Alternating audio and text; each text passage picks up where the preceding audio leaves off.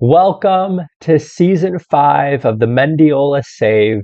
This is the biggest and most important season to date. And the reason for that is because we enter the Asian Champions League at the group stage phase. This is going to be huge for our reputation and finances. Hopefully, this season will be the biggest leap forward we've had since we went to professional status. But that being said, we are back to begin the PFL season. I'm going to go through the last bits of the transfer business that we did at the beginning of this episode. And then we are going to play one match today, and that is going to be against United City away. This is the only match we lost last season in the league. If we look at it, we lost 2-0 away from home from United City last season. This is going to be a huge match because we have lofty goals for this season. We want to go undefeated in the Philippines Football League. If we can win this match, it will go a long way to making that happen. But let's begin with our transfer business to end the off season. You guys saw most of our new signings in the last episode. We only made one more new signing, and they are going to join us on 10/2/2027. That'll be October at the end of their contract once they turn 18. But Daniel McFall coming in from Australia is going to be a really, really good player. They have, at 17 years old, they look really, really good already. I think he's going to end up being a very good box-to-box midfielder, but I really like his attribute distribution, and we got him for nothing. He's on almost a criminally low contract wage, but he's got really nice first touch, good marking, and good tackling. So I think he can play the defensive mid or the center mid roles very well. But I also like the fact that his vision is okay, his technique is good, he's got decent passing, and he has pretty good physicals. And again, he's only 17 years old. All of this is going to get a lot better.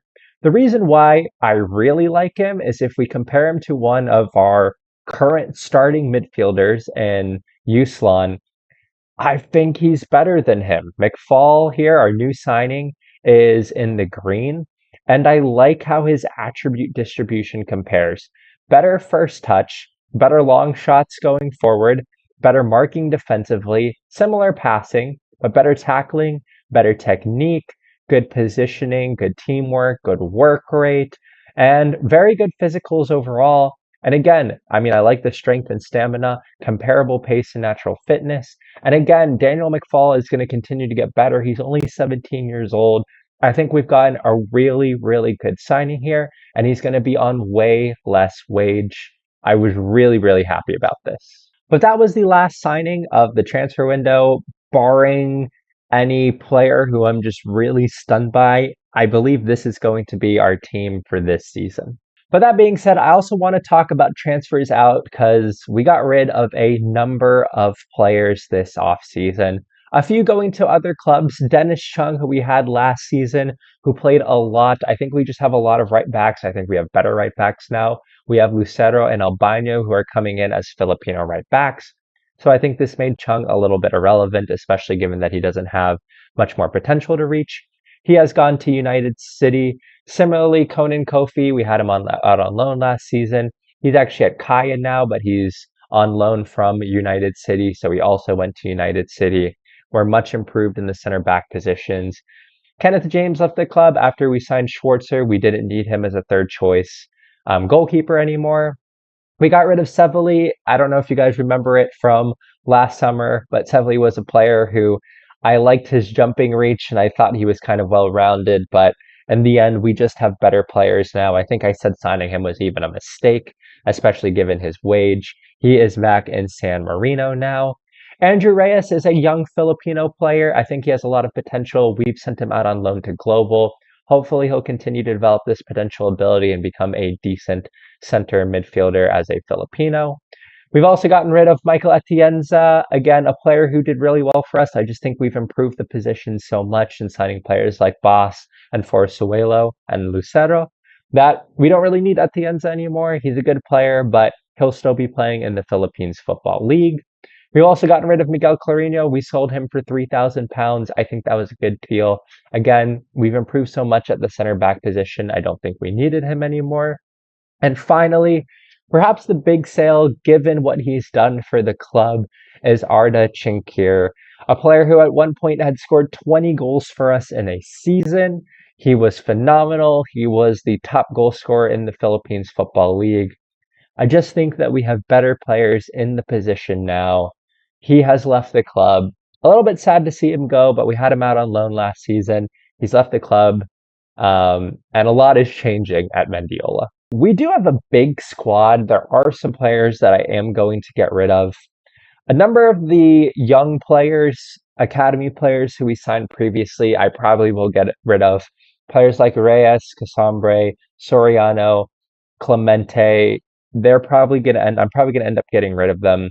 I think the writing is on the wall for a player like Gian Magno. I think we've improved the center mid position to the point where he's probably gonna leave at some point. He won't leave this year, but he'll probably leave at the end of his contract. So the writing is on the wall for some players. The only player who I'm probably never going to get rid of is Nicholas Badia. He was like the first wonder kid, like quote unquote wonder kid, academy product that we ever had. He's on a non contract. I mean, his appearance fee and unused substitute fee are ridiculously low.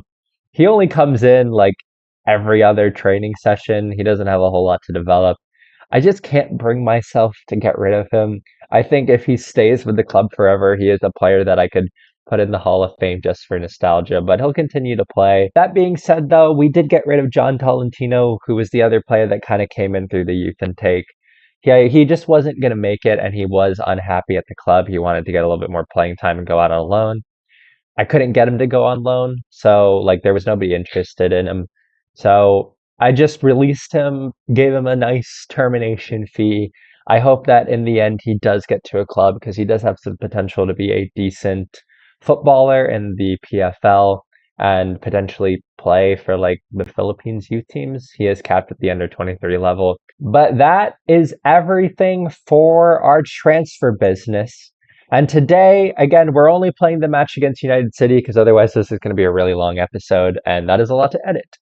But we are going to be going with our new tactic, the 4-2-4. I'm going super aggressive in the Philippines Football League. Again, for the Asian Champions League, which I'll talk about after the game, we're going to be playing the 4-5-1 formation that we pretty much always play.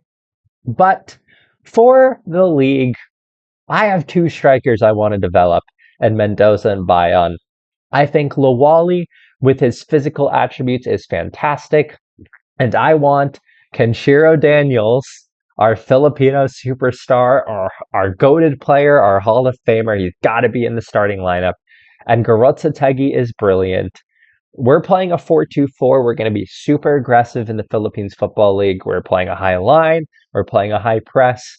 And I want to go attacking. I want to score goals. I think this is going to be really fun and exciting way to play. With the ultimate goal being, I want to win, if we can, every game in the Philippines Football League, obviously. But the goal for this season in the PFL is to go undefeated. Last season, we lost one match. We are better this season.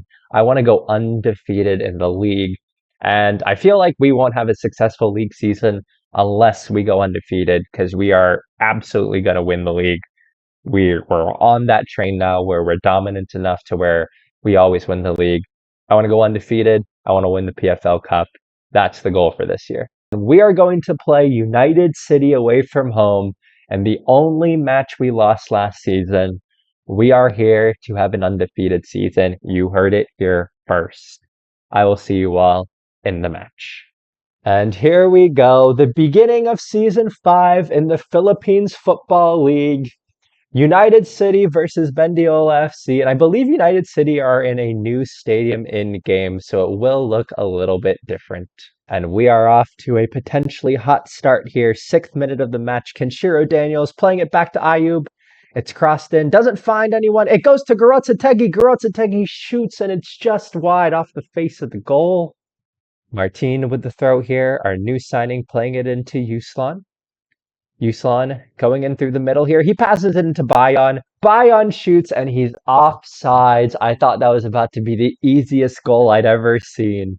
We've had all the chances so far. Back post, Gorotzategi's not going to win that. He's only got like two jumping reach. Oh, Uslan not doing it in the middle, but no numbers for Giovanni Lake in United City. We are easily able to win that. Lawali playing it into Conchiro Daniels. Find the right ball. Can we find Martin or Daniels? Daniels into Bayon. Bayon shoots. And it's offsides again. If it wasn't for two offsides, I mean, we would be destroying right now. And I thought that might have been a pen. But two offsides prevent us from leading 2-0 as Yuslan wins it very nicely. Gorotzetegi on the outside. Frederick Bayern's got to score one of these, but it goes to Yuslan. Yuslan shoots. I don't think that's offsides. It is not offsides. We lead United City 1-0. Unfortunately, at the bottom, it says Dennis Chung, our former player, made the mistake. Did he really make a mistake? I mean, it went around to the outside. What were they expecting Chung to do here? I have no idea why it says Chung made the mistake, but I'm happy Yuslan scored. But Ayub wins it very easily. He clears the ball to nobody. It's a chance here again. A weird sequence of play here as Kenshiro Daniels wins the ball. It'd be nice if we could get a counterattack going. Kenshiro Daniels getting it on the outside really well. He finds Bayon. Bayon to Mendoza. Gorotzetegi into Jesus Mendoza. Don't be offsides. And it is 2-0. We look brilliant. A new signing scoring Jesus Mendoza. What a start. A little free kick here. A little Lawali free kick.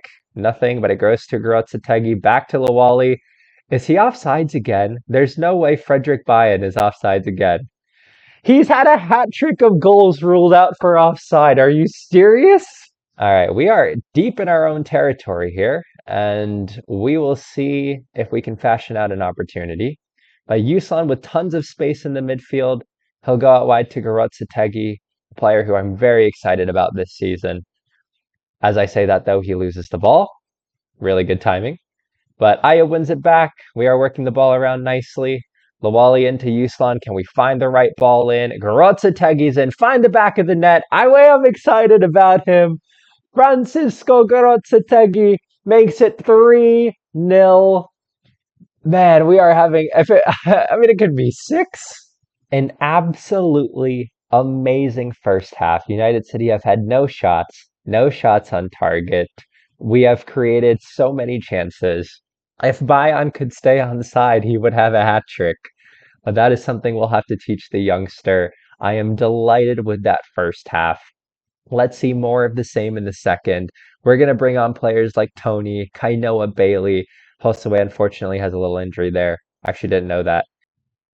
And Gorotzetegi playing it into the back post. Nobody there, but it falls to Frederick Bayon at the top. He'll find Yuslan. Can we get around the outside here? Gorotzetegi, Ayub. There's the ball. Yuslan! Just wide. I am going to use this opportunity to bring on some young players now. Joshua Albino is going to come on for Ayub. Ferroso is going to come on for Coutinho. And Tony is going to come on for Jesus Mendoza. We are going to see how a couple of new signings do in this match. Gorotzetegi swinging the ball in. It goes to Ferroso here. Ferroso finds the back of the net in one of the quickest highlights I've ever seen. Valber Ferroso, the youngster coming on, scoring a goal. Again, he has great jumping reach, great heading. And we lead 4-0. There's no way it could carry on. Carry on! Oh, it would have been an amazing 5-0 start to the season. We are so dominant. Kenshiro Daniels to stick it in. He does stick it in. It's well cleared. Ferroso! He's on. He has so much confidence. What an attempt. And I think this is probably going to be the last opportunity prior to the end of the match here. But we're leading 4-0 as United City look to work their way out of the back. It's been a comfortable victory. It's been a wonderful victory. I am absolutely delighted with how we have played today. All of our new signings have done well. We've got to put in some youngsters like Joshua Albino as Kainoa Bailey plays it forward. Gorotzetegi here. He couldn't get around the outside. But I am very, very happy with how this match has gone. As this ends up being a really long highlight, I could get a little goal here. That'd be nice. Daniels gets it into Kainoa Bailey. Can we get the cross in? He finds Kenshiro Daniels, the GOAT, the Filipino GOAT, has our Hall of Famer has scored on his competitive debut for Mendiola.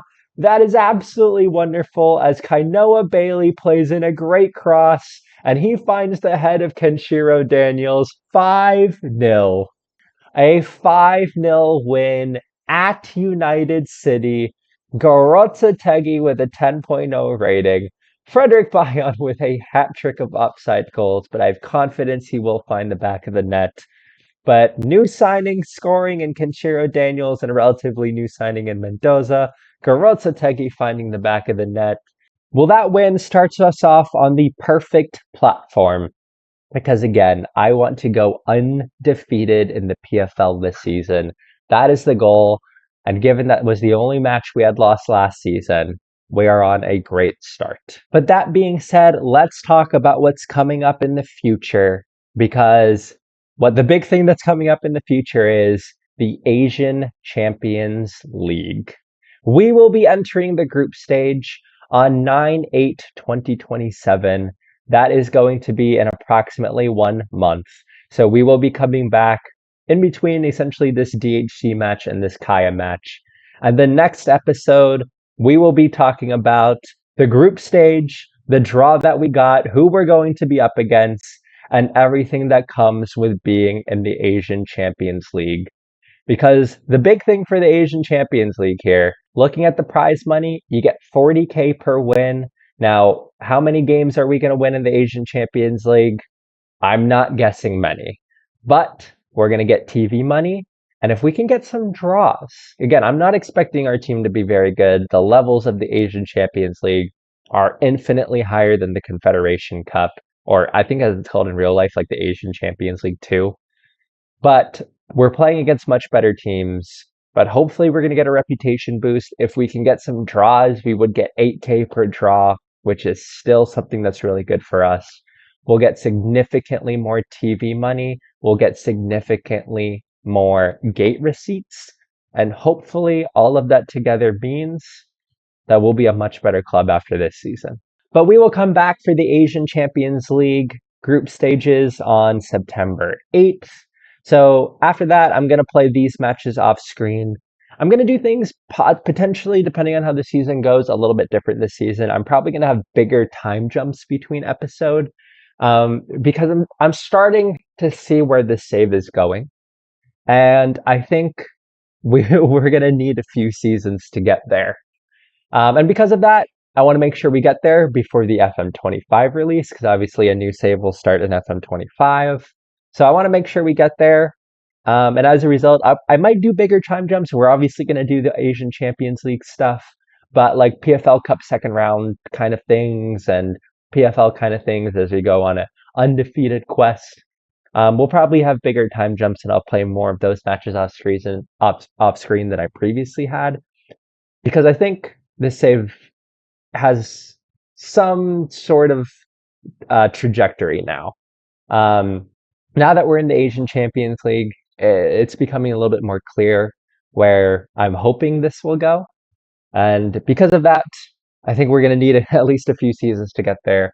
And I want to make sure we do get there prior to the release of FM25, which is coming probably sooner than we think.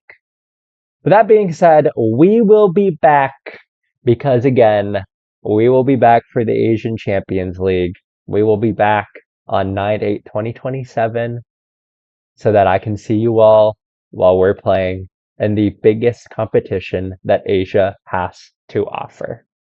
I hope you all are having a wonderful week. I hope you all are doing really well. Again, as always, I hope you all are taking care of yourselves and doing well. And I will see you all very, very soon. Bye.